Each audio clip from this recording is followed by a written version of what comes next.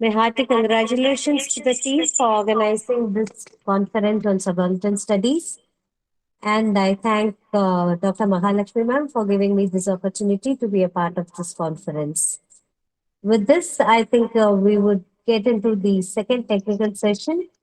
And I hope the presenters are ready. And the first presenter is Dr. Mukhtar Ahmad Da, Assistant Professor of English, Government College, Tra, from Jammu and Kashmir. So are you there? Yes, ma'am. Yes, ma'am. I am here. Thank you very Yes, much. yes, sir. Take over the session, please. Okay. Esteemed chairperson of the session, Dr. S. Vanita ma'am, and other respected participants, a very good afternoon to all of you. The title of my paper is Voicing the Voiceless, a study of Mahashweta Devi's short story Bayan. Let me clear by the outset itself that Mahashweta has written both a drama as well as a Bayan, as well as a short story titled as Bayan. And my research paper is on her short story that is Bayan. Here is my presentation. Translated from Bangla by Mahav Bhattacharya, Bayan highlights the caste and gender oppression that is prevailing in India since times immemorial. It is a deeply humanitarian society story in which a Dalit woman Chandi is considered to be possessed by evil spirits and thus labeled as Bayan, which means a witch. She is a doom, an outcast within the Varna Hindu community, whose work is to bury dead children. The story traces the disastrous effects that superstition, ignorance, and gender discrimination have on the lives of lower caste women in India. It is an unsentimental account of miseries brought upon a perfectly happy, contented life of a woman who threatens to transgress the social norms. In the story, Chandi, the protagonist, who belongs to a Dome community, is happily married to Malinder under the villagers identify until the villagers identify her to be a Bayan. The traditional profession of Dome community, which calls itself Ganga Putra and are believed to be successors of mythical king Harish Chandra, is to take care of the cremation ground. They quite proudly assert their right over every samsan in the world. Though Chandi had happily adopted the ancestral job of burying the dead post her father's death, she was repelled by this profession once she gave birth to a son, Bhagirath. Subsequently, she conveyed the same to the villagers. And I quote, "Get hold of somebody else for this work, respected ones."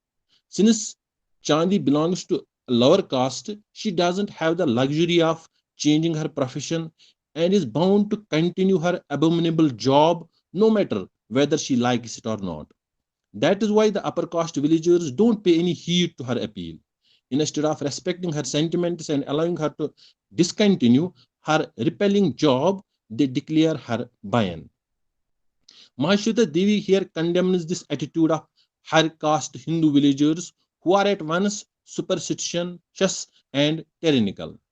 Not only is Chandi declared as a Bayan, she is even separated from her son and forced to leave village and live separately on the village outskirts.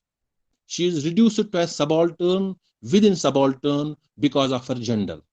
The irony of the situation is that even the poor villagers join in marginalizing Chandi. The fact that Chandi herself forbids her son Bhagirath from coming near her or look into her eyes, lest her evil impact brings doom on him as well, indicates that she is herself superstitious and believes herself to be a witch. The same parental love which had compelled her to leave her ancestral profession separates her from her son. It is only when Bhagirath goes to school and comes in contact with education that he begins to question the superstitious belief of the villagers and her mother. Devi is here trying to highlight the importance of education in bringing the villagers out of the morass of superstition. Unlike Bhagirath, the villagers are unaware about the constitution of India, which condemns and abolishes untouchability. At the school, Bhagirath and a quote learned that there was something called the Constitution of India, which says at the very beginning that all are equal. But even education doesn't guarantee one will not remain superstitious, as indicated by the reaction of the school teachers who consciously maintain a distance from the domes and other lower castes. Bayan story also makes us realize the sexual politics that is prevalent in rural India by highlighting the how lower caste women face more oppression than the lower caste men in our society.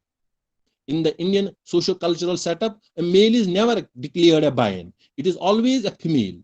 Instead of thinking about how a Chandi would survive alone without food, shelter, and security, it is her own husband, Malinder, who, after seeing Chandi adore a dead child in its grave, confirms her as a Bayan. Chandi emerges a doubly marginalized subaltern who is not even given a chance to justify her actions. It is only through her death that she proves her innocence. By saving the villagers at the cost of her own life, she proved that it is not her but the villagers who actually deserve the tag of Bayan. Her death gives her the privilege of being heard and accepted. Her sacrifice not only earned her a posthumous government award, but also the acceptance of the villagers. And I quote from the text: people looked at one another, scratched their necks in embarrassment, and looked down. Somebody whispered, "Yes, sir, she was one of us." The multidimensional personality of Chandi is an ample proof that the oppressed and marginalized women in Devi's works are to be treated not as a homogeneous but a heterogeneous category. The same is propagated by Kinara Vohra as well, who vehemently opposes those critics who not only regard Chandi as Sita and Sati, a portrayal of feminine strength and endurance, but also label Chandi as regressive, vulnerable, and victim. This documenting of the gender subaltern in the binary frame of reference has been a vexed issue for the post-colonial feminism since long. For Chandra Talpade Mohante, such binary representations reconfirm the culturally essentialist Western hegemonic discourse produced both by the colonized and the colonizers. She argues, and I quote, it is in the production of third world difference that Western feminism appropriates and colonizes the fundamental complexity and conflicts which characterize the lives of women of different classes, religions, and cultures in these countries. Rajeshwari Sundar Rajan too joins Mahante in criticizing identity categories.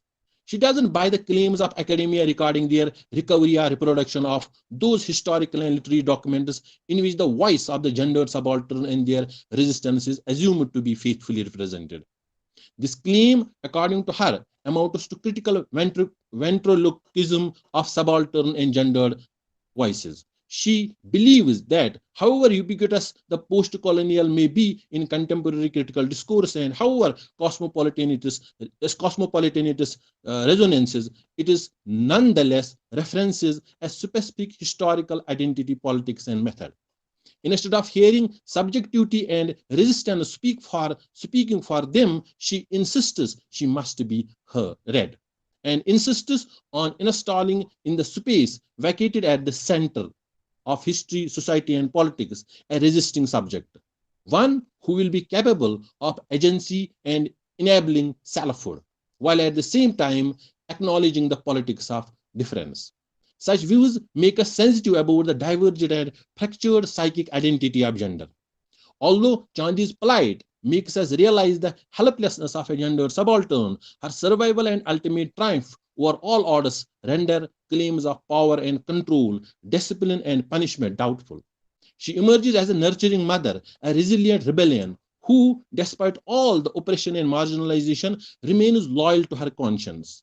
Thus, Chandi, by embracing death, defeats the scourge of her gendered subalternity and emerges as a resisting subject capable of self-representation. Thank you very much.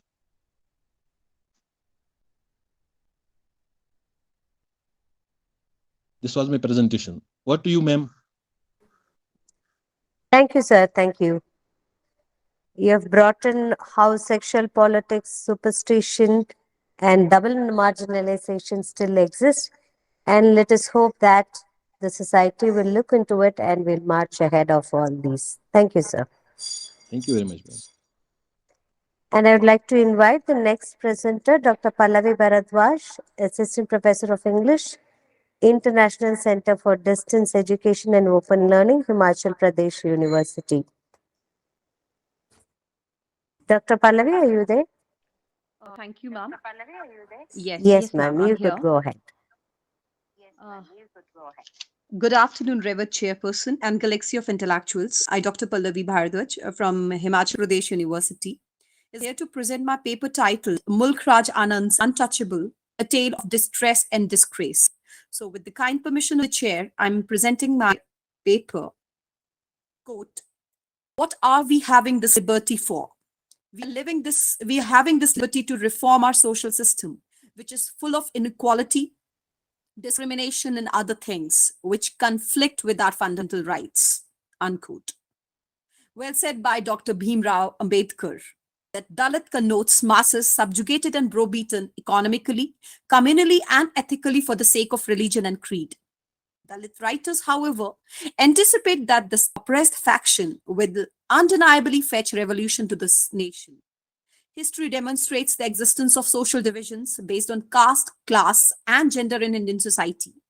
The traditional Brahmanical structure of oppression has systematically pushed women, Dalits, and Adivasis to the margins, fostering the cleft that have altered the entire social fabric of Indian society. Marathi writers first coined the term Dalit in 1960s, denoting ground or browbeaten into pieces that signify the deprived state of the periphery.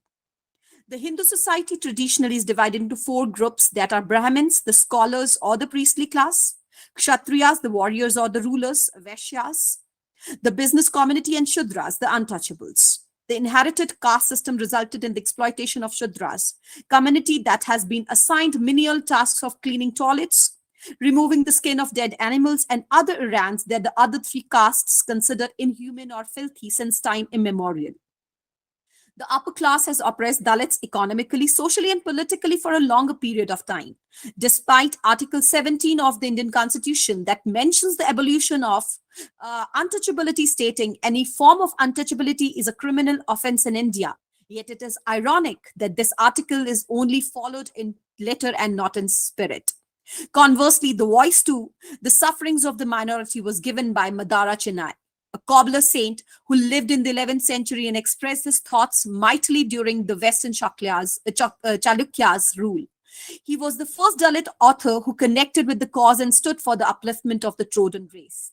He was also known as the father of Vachana poetry. The roots of Dalit literature can also be found in Buddhist literature or in the works of primarily Marathi Dalit Bhakti poets like Gora, Chokla Mela, as well as Tamil Siddhas or Chitras. Kusuma Satyanarayana, an ancient Indian scholar and anti-caste activist, and Susi Tharu, a professor, editor, and women's activist, articulate their concern through their work, The Exercise of Freedom and Introduction to Dalit Writing. They stated, although it is possible to identify a few Dalit writers from earlier times, the real originality and force of Dalit writing, which today comprises a substantial and growing body of work, can be traced to the decades following the late 1960s. Those are the years when the Dalit Panthers revisit and embrace the ideas of Baba Sahib Ambedkar and elaborate his disagreements with the essentially Gandhian mode of Indian nationalism to begin a new social movement. In the middle of the 20th century, independent India witnessed the emergence of Dalit literature in the Marathi language. And Bhimrao Ambedkar's Annihilation of Caste provides example of the tyranny exercised by the upper caste Hindus on the untouchable community of India to illustrate the idea that social reform must come before political and religious reform.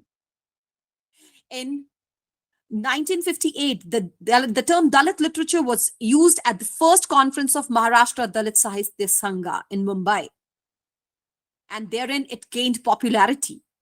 Mulk Rajanand, an eminent Indian writer in English with a social conscience that has produced a significant body of work, has written several novels, short stories, and essays, articles on variety of subjects. He is recognized superlatively for his delineation of poor castes' suffering, their miseries, and state of deprivation, a result of the exploitation by the upper class Indian society.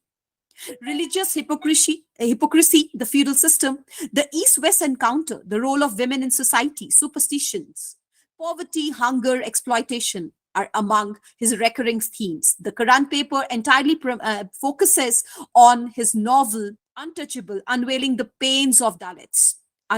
Untouchable. Anand's first novel that was published on May 1st, 1935, with a milieu of 1930 and 40, when poverty, slavery, and inhuman exploitation of the periphery were at its heights. The novel follows the protagonist Baka, a scavenger boy who starts his day in the mud-walled room, the home of his family. The entire action is completed in less than 24 hours in a small town in Punjab's interior, Bulandshahr, a settlement on the outskirts, with an outcast colony that represents a typical Indian township found anywhere in India.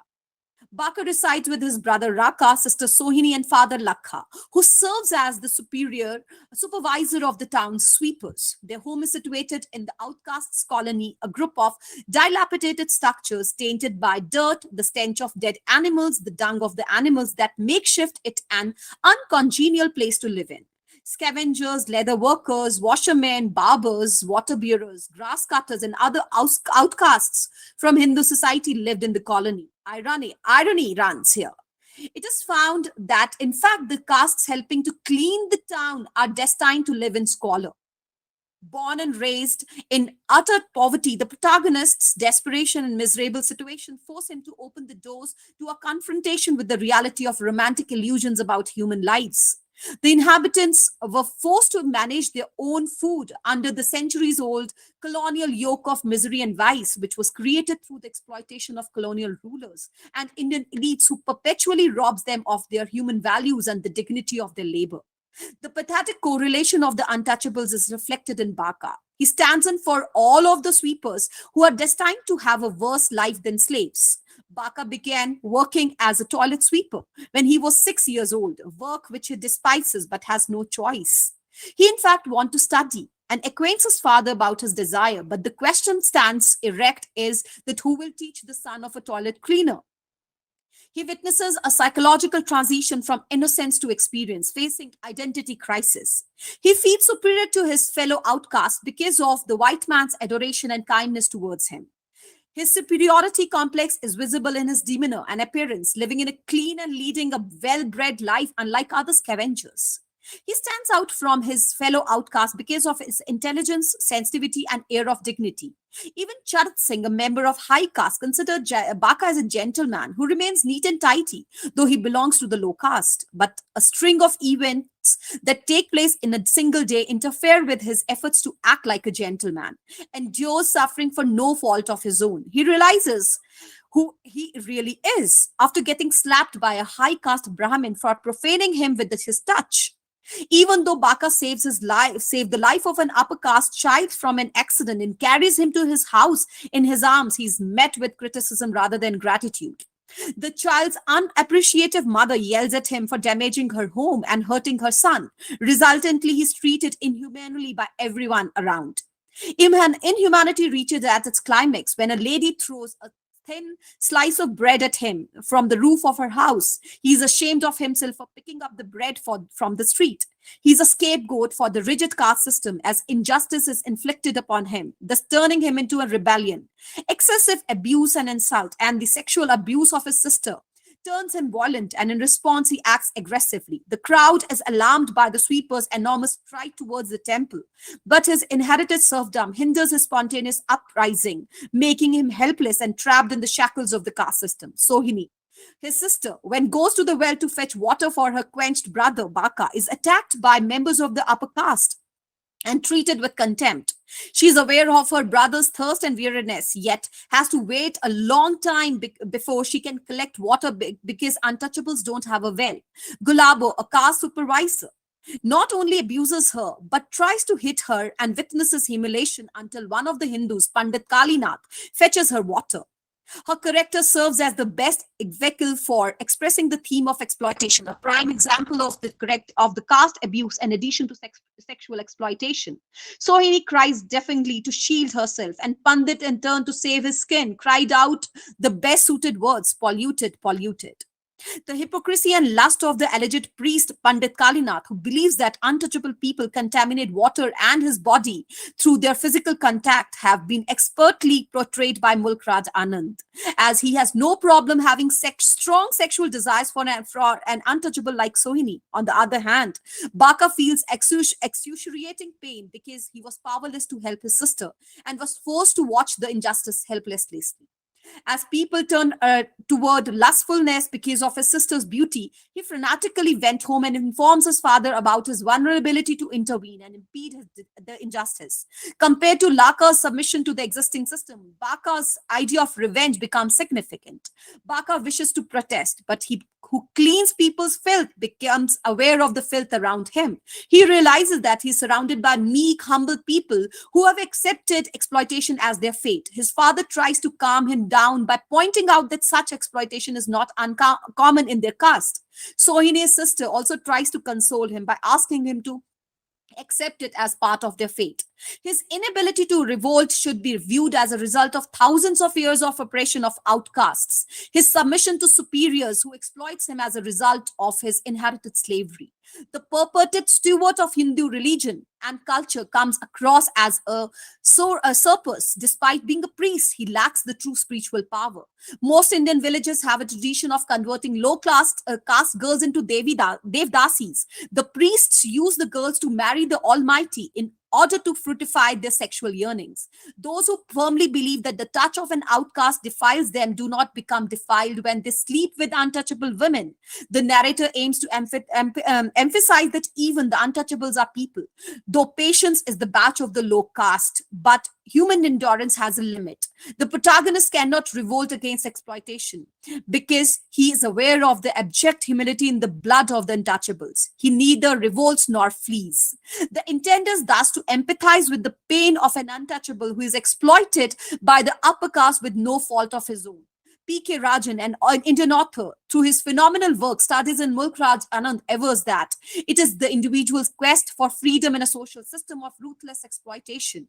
Baka, as an untouchable, seeks his freedom in the feudal society with its unquestionable faith in the infallibility of caste discrimination, with its hypocrisy, cruelty, deceit, and humanity. We see him stand passive and bewildered at the immensity of horror, hoping for a change. Mahatma Gandhi's speeches serve as a catalyst for unity in the text. Thus, to conclude, Baka learns of Gandhi's arrival in the town while ambling through the railway station. He heads straight for Goldbagh to listen and to see and listen to Gandhi, a presence that causes him to forget all of his day's trouble. In his extended speech, Mahatma Gandhi expresses his aspiration to be reborn as an untouchable. He refers to this community as Harijan, the God's men, and the Hindus' religions cleaners. Baka first observes Gandhi with a mixture of wonder, reverence, and fear, but later he begins to sense incredible warmth and cordiality. He gathers a lifelong experience from the discourse that religion has never approved of untouchability and one should be aware of his rights. Gandhi informs him of their commune's constitutional rights, counseling them to ask for the food grains as a reimbursement of their labor, rather than tainted, wasted food or leftover of the upper caste. Gandhian divine messages prove as a catalyst to regain Baka's lost senses, and now the shame of the race gets replaced with the pride in the words of Harijan and cleaners of the Hindu religion. The Gandhian dialogue makes us apprehend that Gandhi's spirituality, backed by contemporary technology, provides a viable elucidation to the so-called quandary of untouchability using the psychological flush system. It is not a mere coincidence that Anand was swatting up the subject of untouchability at the same time when Mahatma Gandhi was voicing his heart out via an all-encompassing movement. Thus, it demonstrates Anand's belief in Gandhi's philosophy as well as his own untouchability related worries.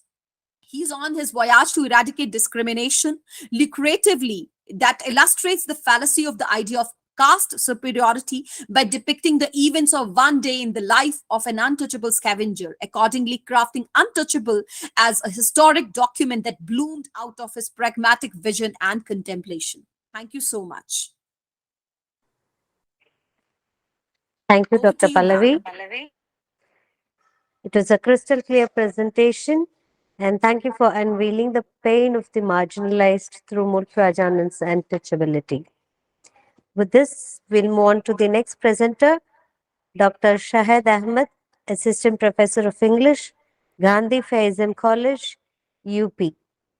Are you ready, Yes, ma'am, I am Dr. ready. Shahid?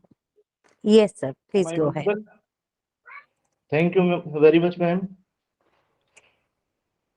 Very good afternoon to all the honorable and learned person, and special thanks to others. My topic is issues and challenges of the subaltern in Mahesh Dattani's 7 steps around the fire. Without wasting time, I start my paper. Okay, ma'am? Am I audible? Yes, sir. Please go ahead. Thank you, ma'am. In the history of Indian writing in English, Mahesh Dattani is the first writer who shows great courage by giving a central place in the mainstream to the sexually marginalized community of third gender in the famous play 7 Steps Around the Fire. They are treated as subaltern in spite of the fact they take birth among human beings from the womb of a mother. It is a pity that none bothers about their ugly living conditions. The society does not provide them the atmosphere where they can breathe freely and feel the zest of life, having involvement in personal relationships. The Tani does not like this kind of discrimination with the eunuchs. To him, this world seems to be a wasteland that has neither real beauty nor joy, and where people lack true emotions and feelings for other human beings. Only hypocrisy is spread all over the world that represents the mockery of God and religion. Sattani throws light on the legend that traces their ancestry to the Ramayana. He says, the legend goes that god Rama was in the forest to cross the river and go into exile. All the people of the city wanted to follow him. He said, men and women turn back. Some of his male followers did not know what to do. They could not disobey him. So they sacrificed their masculinity to become neither man nor women and followed him to the forest. Rama was pleased with their devotion and blessed them.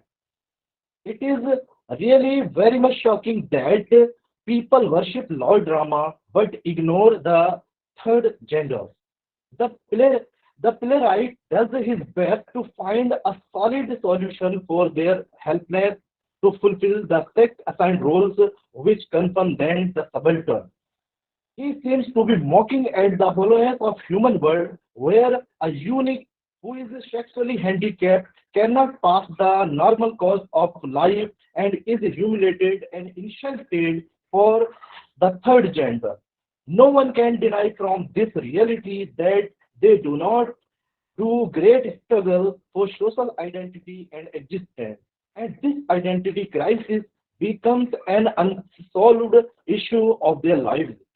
People do not live to behave with them as defiled by birth, and they keep on suffering as underdogs of society. It can be found out that no one hesitates to ridicule at them, even at public places, and they are perceived as the lowest of the low. In fact, the antagonistic approach of the people does not let a good fellow bring reforms in their lives, and it's difficult for one to a good human relation with them. In the play, Umarov belongs to a very reputed and socially uplifted family, and she is carrying out her research work in sociology on the topic class, gender related violence. The topic of her research work is completely virgin and it has been untouched by the.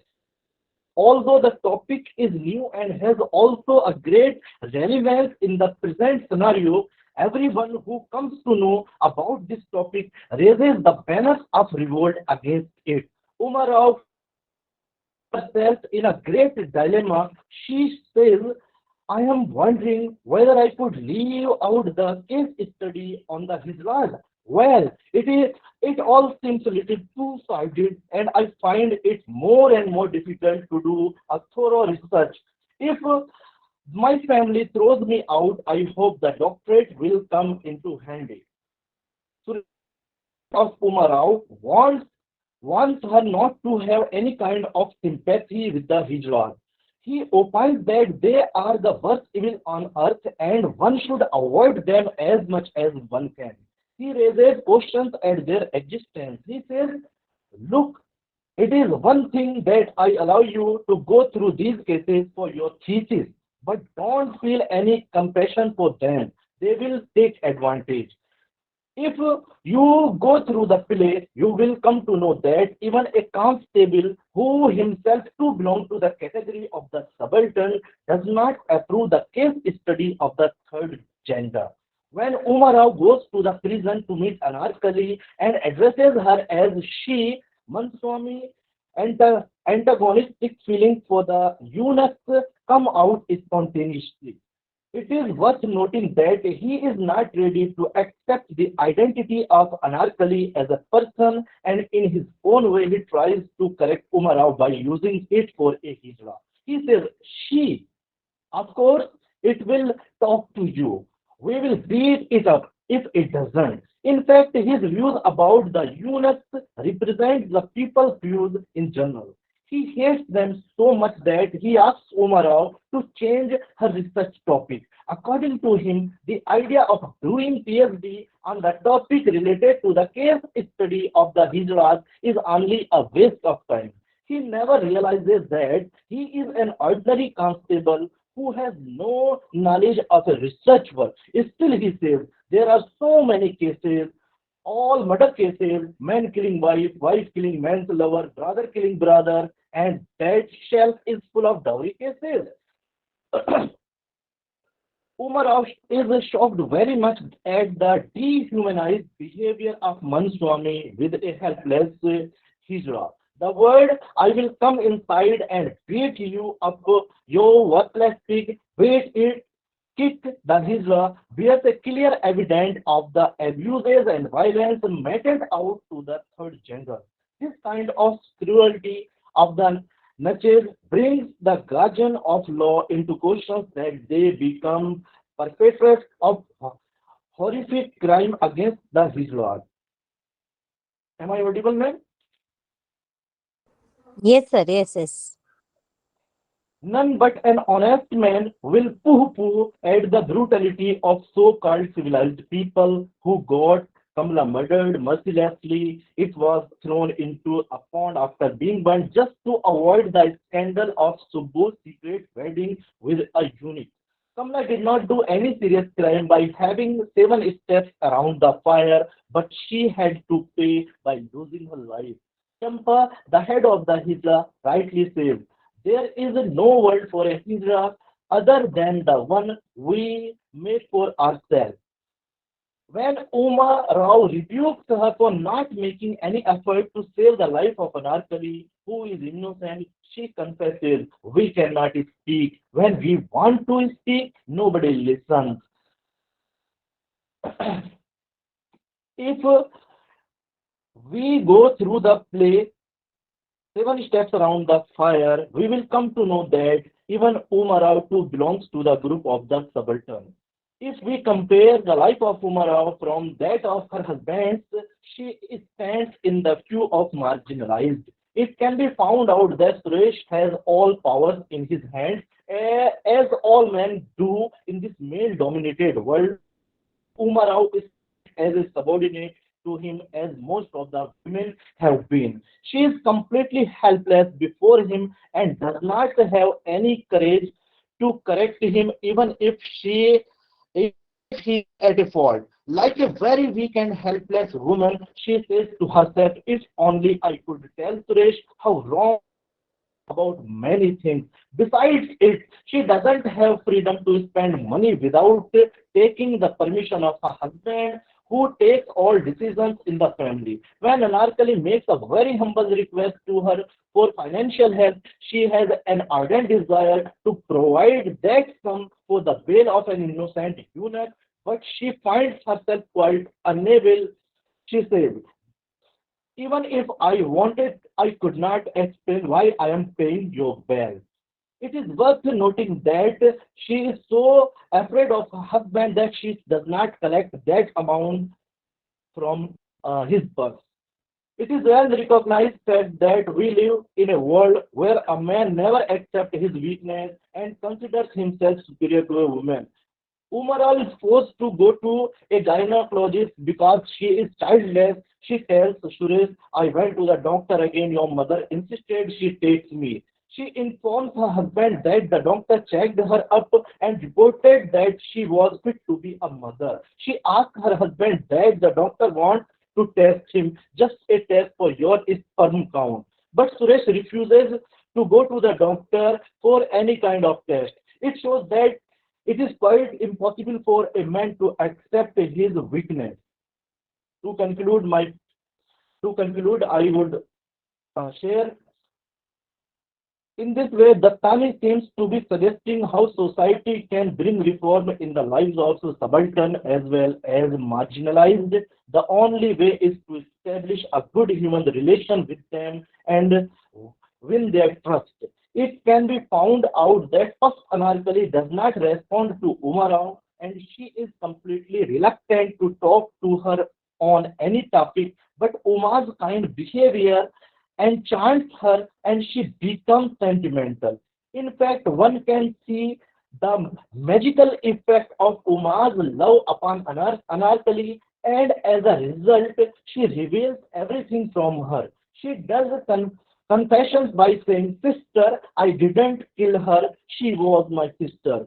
Due to the hegemonic practices of Elistics, she had become antagonistic, aggressive, violent, and revengeful. But Uma gets victory over her by noble and kind behavior. In fact, the playwright suggests that the transformation in the life of the subaltern and marginalized is possible only by having kind and sympathetic feelings for them. Thank you, ma'am, very much. Thank you, sir. And the next presenter is Dr. Shakun Mahajan. Before inviting you, sir, I would like to make sure presenter Muzami Biswal is ready. Are you there online? Yes, ma'am. Yes, Good ma'am. afternoon. Yes, ma'am. Yeah, you'd be presenting after Dr. Shakun Mahajan. Please be ready. Okay. Okay, ma'am. I invite Dr. Shakun Mahajan, Assistant Professor of English, Padma Shri Padma Sachdev Government PG College for Women, Gandhinagar. Please go ahead. Good afternoon, ma'am. And good afternoon, all the intellectuals presented here. My topic is Behind the Veil, Oppression or Assertion. Is hijab really a symbol of liberation when millions are oppressed into wearing it? One has to see objectively how the hijab, niqab, and burqa are related to dignity. These are symbols of oppression of the unwilling and atrocities faced by Muslim women who don't keep their proper place as per the notion of Muslim society. Muslims opposing the hijab have to face arguments about personal choice from hijabi women. But it is not about freedom of choice at all. It is about hijabi women wanting to preserve the roles, responsibilities, obligations, and limitations of women in Muslim society. This results in pressure on all women to fall into line. It is not a problem for the women who wear hijab because they think it perfectly right for women to know and occupy their proper place.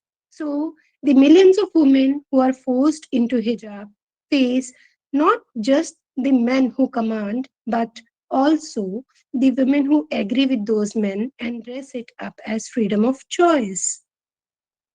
The most visible difference advocated by Islam is that Muslim women are to help in maintaining their honor and higher esteem by wearing a scarf to cover their head. Mistakenly, the single aspect of Islamic dress code is referred to as veil by itself.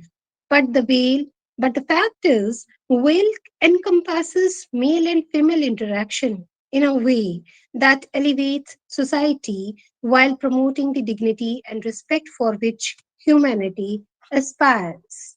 Muslim women wear veil because they believe that God commands it and it pleases Him to have her wear it. God pleaser hijabi appears in two terms, saying she wears veil because she chooses to, or because she feels she just has to, because it is a religious obligation on her. Muslim woman has learned from a young age that veil is a requirement. Without veil, she believes she is not complete in her faith. She will fight tooth and nail for the right to wear the headscarf, depending on it, always calling it a human right. She says she wears it because it is her choice and everyone around her is wearing it. Her mother, her friends, her aunts, her cousins, and the women in her neighborhood. She has grown up with the fact that she has to wear it because that is what good Muslims do. And more importantly, it is what is expected. She must confirm, after all, her Lord will be pleased with her for the act. Though she will be quick to criticize non veiled because having uncovered head is not modest, yet she will take on inches of makeup, conduct herself with foul speech. Maulana Madudi illustrates in the Holy Quran, which, according to him, prohibits the display of decoration by women before the other people except what is unavoidable. He says, one should try one's utmost to hide one's fineries. If, in spite of that, some part of it remains uncovered, God will not take one to task for it. Similarly, one's stature, physical build, and figure cannot be hidden. One may have sometimes to uncover one's hand or a part of one's fact for a genuine need. This is not prohibited, for it is not done with a desire to showing off. If a mean person draws pleasure from it, he will suffer for his own evil attention. The women who performed her moral and social duty as well as she could is absolved from all blame. Although many Muslims says that veil is a choice, many will turn a blind eye to the blatantly obvious instances where it is forced, whether this is in the form of physical or emotional force from family. For a government to enforce veil upon its women is a direct attack on their individuality, intelligence, and character. Life often becomes very difficult for these women as someone who shows any sign of resistance to veil might suddenly be looked upon as not having strong faith in her religion, and they are questioned about whether they are even Muslim. Many married Muslim women only start to wear veil after marriage, as often the husband will dictate his wish for her to cover up. Guilt and shame are two of the most successful tools used by many families to enforce veil upon their women. Many wear veil because they think it is the best way to earn respect. This phenomena is usually spotted around the month of Ramadan, but it is not exclusive to the time of year. So there is a tradition of the Prophet where he asked the men to tell their women to cover their heads. Islam is based on the love of God and Prophet Muhammad. Everything in Islam is based on intent. Muslim women like to wear veil because there are some hidden benefits of niqab also. Because, number one, because it conceals the face. People, particularly the opposite sex, only know through the woman's words, behavior, talents, and her personality. They cannot use woman's body, hair, or face to measure her. Secondly, people might initially stare because they consider woman an oddity, but they quickly move and as an introvert, women enjoy the invisibility of being visible Muslim. Third, many people choose their words with particular care and seem especially conscientious when interacting with women. Maybe they find it disconcerting to carry a normal conversation with a person who has no face. Maybe they feel insecure saying or doing anything inappropriate around a woman wearing a face veil. Or maybe they fear that a woman wearing a niqab will pull out the harem stick, lecturing them on everything that is forbidden. Fourth, the veil allows women the advantage of hiding the emotions. And lastly, the veil also blocks germs, smoke, and dust. Veil is a symbol of pity, and it can be a sign of inner strength and fortitude. A woman wearing veil becomes very visible sign of Islam. While Muslim women can blend easily into any society, Muslim women are often put on the line and forced to defend not only their decision to cover but also their religion. Nevertheless, women who wear veil insist that advantages far outweigh the disadvantages conjured up by media, bias, or general ignorance. Muslim religious writings are not entirely clear on the question of women wailing. Various statements in the Quran and Hadiths make reference to Muhammad's wives wailing, but it is debatable whether these statements applied only to the Prophet's wives or to all Muslim women. While the need for women to be the modest is mentioned, the area women must cover ranges from the bosom to the whole body except the face and hands. The veil is a vehicle for distinguishing between women and men and a means of controlling male sexual desire. Muslim women are also urged to be the modest and to cover themselves between the waist and the knees. And immodest woman brings dishonor not only on herself but also on her male family members.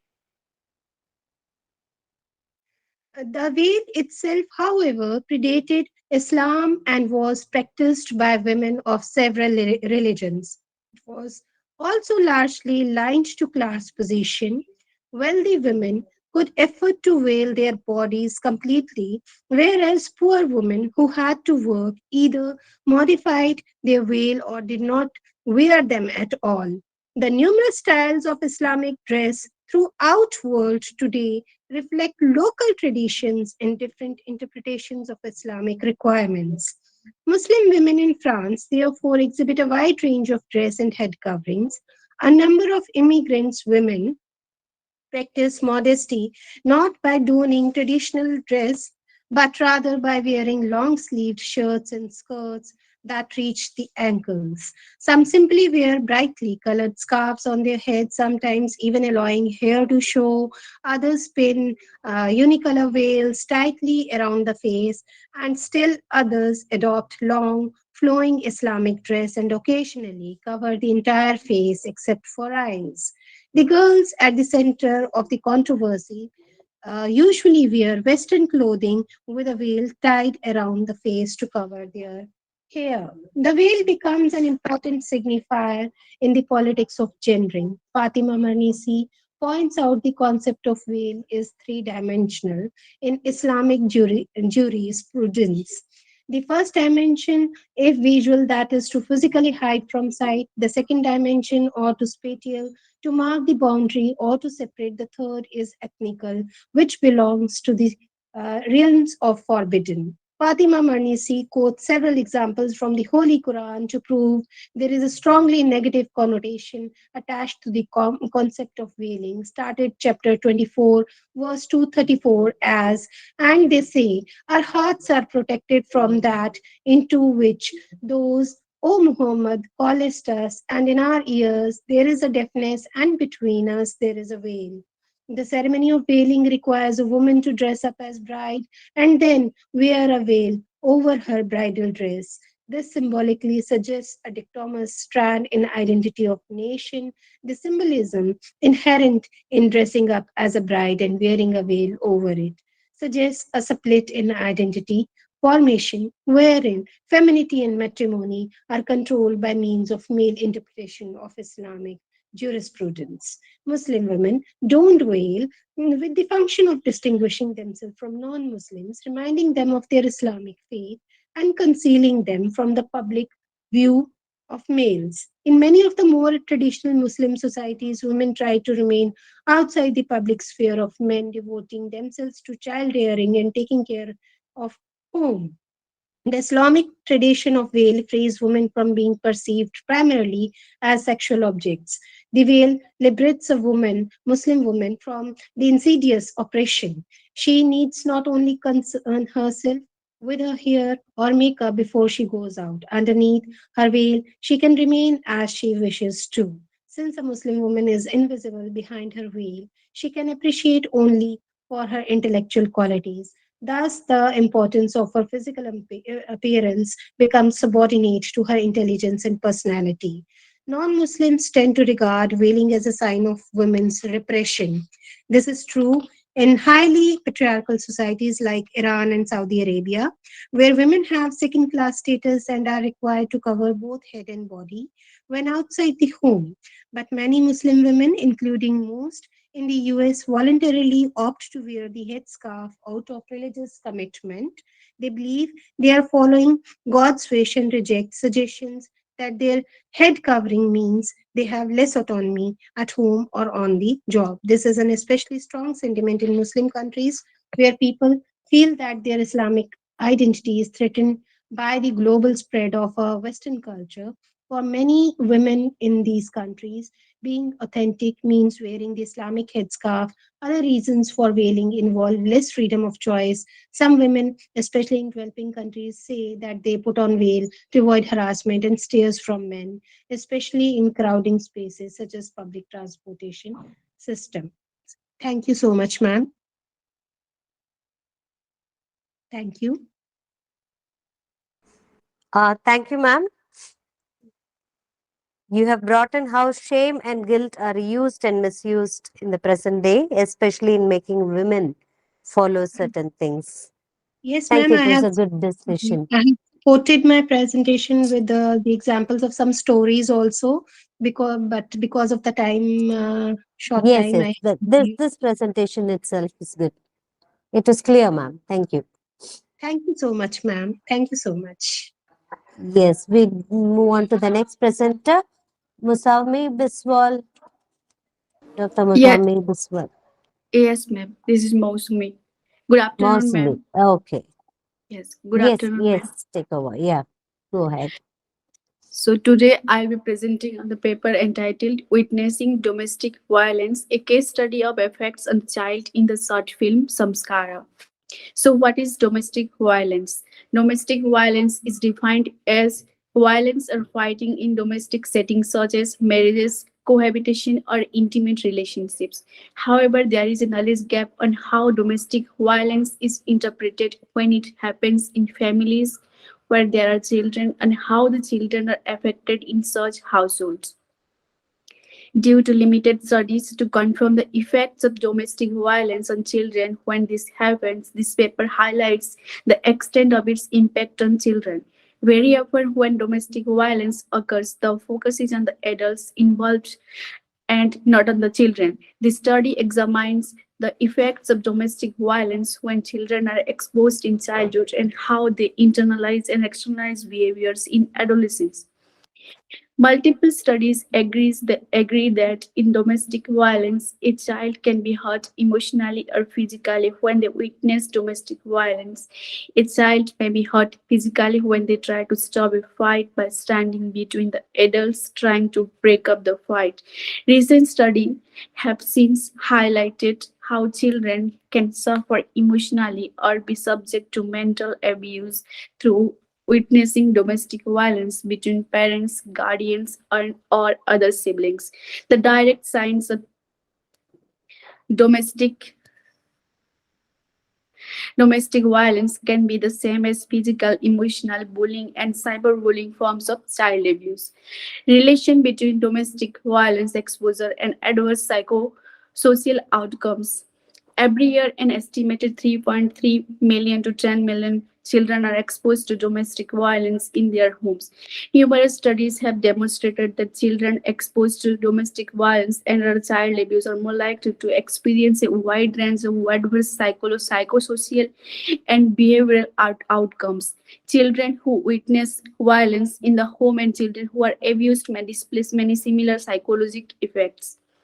These children are at greater risk for the internalized behaviors such as anxiety and depression and externalized behaviors such as fighting, bullying, lying, or cheating. Child witnesses display inappropriate attitudes about violence as a means of resolving conflicts and indicate a greater willingness to use violence themselves. Child witnesses to domestic violence. Family has traditionally been regarded as a source of love and support, has led to an element of a denial at both a community level and an individual level. However, the family as the most important institution within our society is extremely complex. It is both an agency of social control and agency of social support, and that its internal dynamics can have both positive and negative effects on relationships. Studies on domestic violence are largely of the opinion that women or wives are the most affected, as it can often be seen that activities involving women are victims of this incident, but in fact, domestic violence affects all family members, especially children.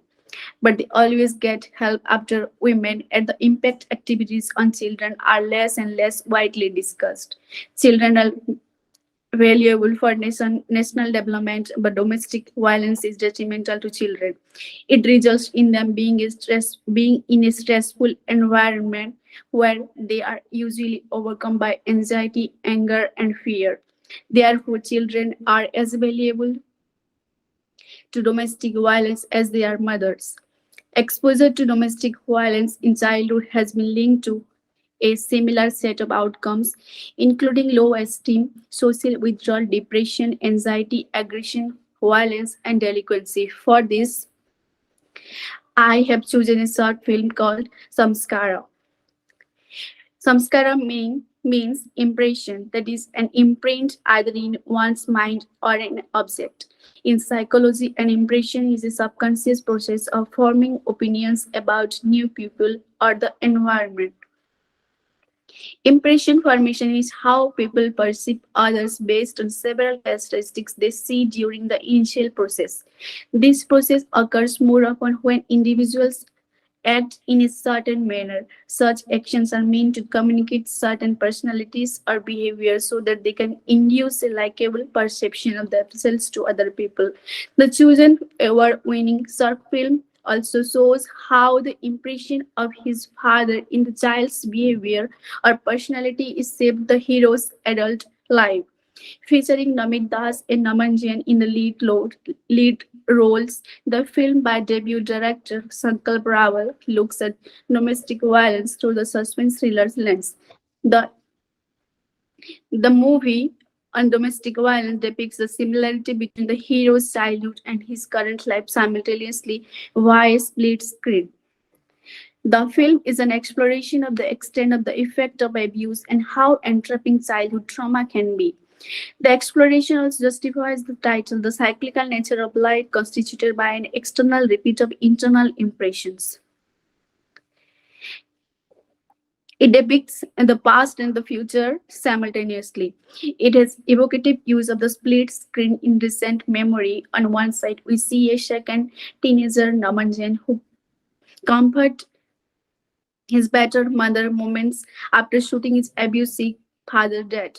On on the other side, we see his hunted grown-up version, Namit Das, waving that gun moments after he beats up his young wife. Here we realize how the child Abhimanyu has developed or internalized the traits of his abusive drunkard father, exposing the violence suffered by her mother.